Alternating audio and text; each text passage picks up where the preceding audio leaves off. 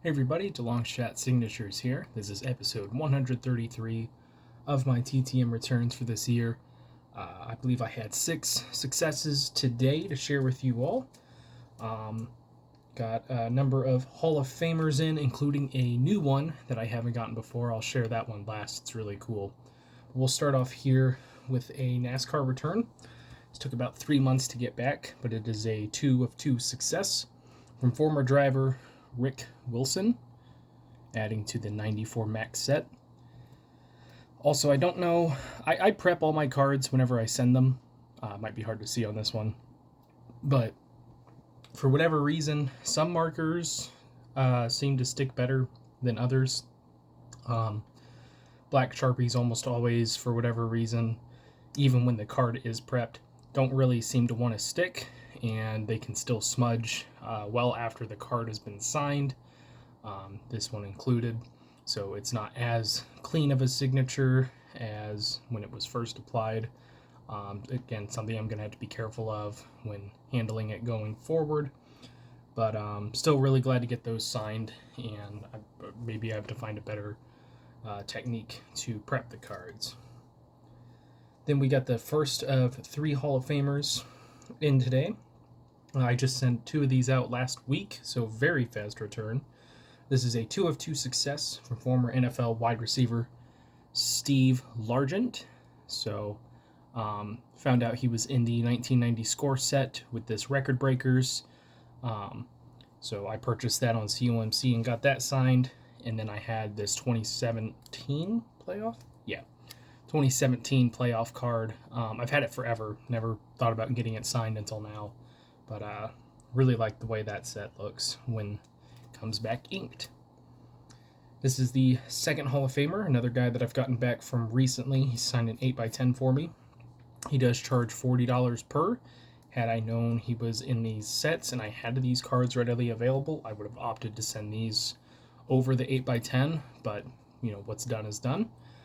But got back 2 of 2 from former linebacker Ted Hendricks. So got him on his 1990 score Hall of Famer card and the 1990 Pro Set Hall of Fame selection.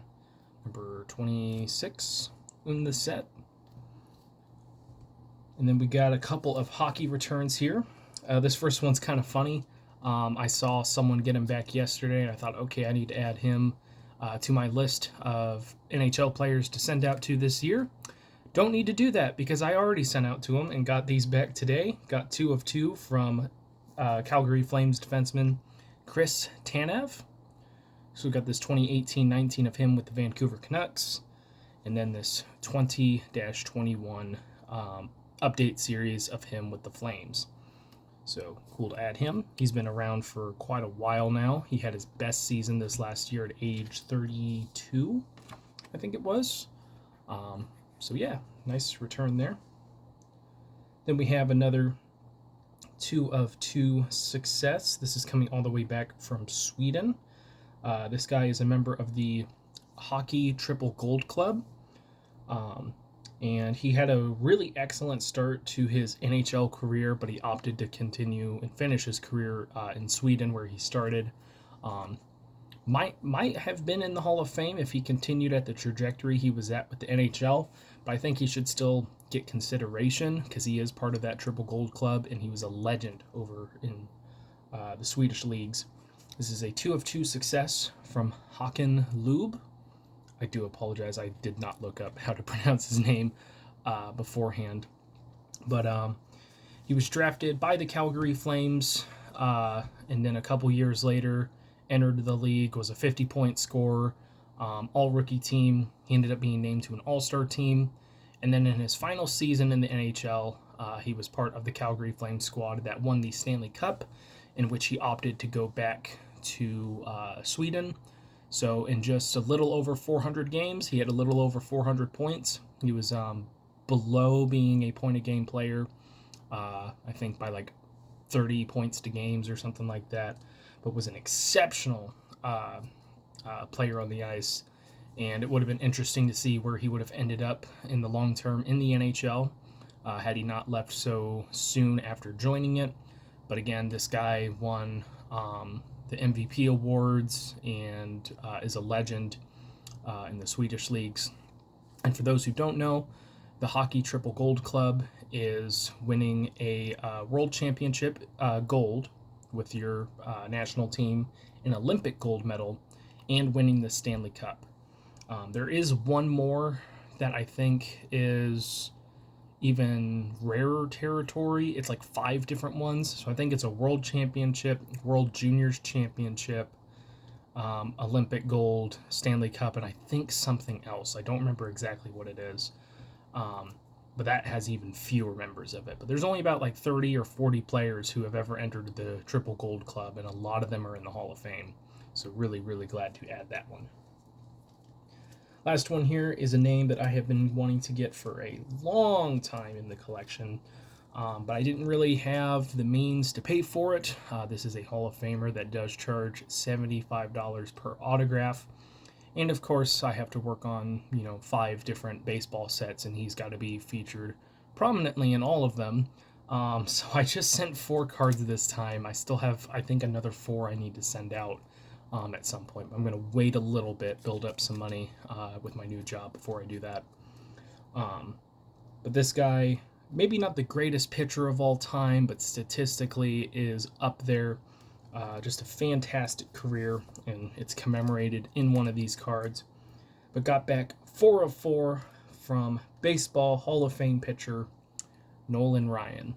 Finally adding him to the collection.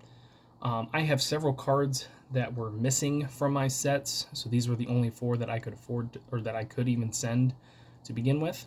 This is his 5,000 strikeouts commemorative card. And I just purchased the other ones off of COMC, so whenever I finally get around to pulling the money together to send those out, I'll get those. I'll be able to get those signed as well. But he signed all 4 of those. Great additions to the collection. And Nolan Ryan's a very interesting figure in baseball lore. I'm not a baseball expert by any means. You guys can probably tell that from watching my previous videos. But most ever strikeouts by any player by a significant margin. The only player to ever surpass 5,000 strikeouts, and he has 5,714 in his career. His win total, I think, has him 14th all time, which is very impressive regardless of how you look at it. But he had a lot of seasons where he had double-digit losses, and because of that, and he was, he was a very, top 5 pitcher throughout his entire career. But despite all that, he never won an MVP award or a Cy Young, which is very interesting, despite leading the league, I think, almost 10 times or something like that in strikeouts, just because there was a lot of emphasis put on his win totals. And like I said, it always seemed like he was having a top 3, top 5 season, but he was never the top pitcher for any of the years that he could have been eligible for the Cy Young. Definitely received votes for sure, but very interesting. Only an 8-time All-Star. I thought that was kind of weird too, especially since that seems to be, more so a counting stats award. Not, especially then, people probably weren't as focused on, walk rates and all this and that. It was about, who has the best stats. Kind of interesting he only made 8 All-Star appearances in his career.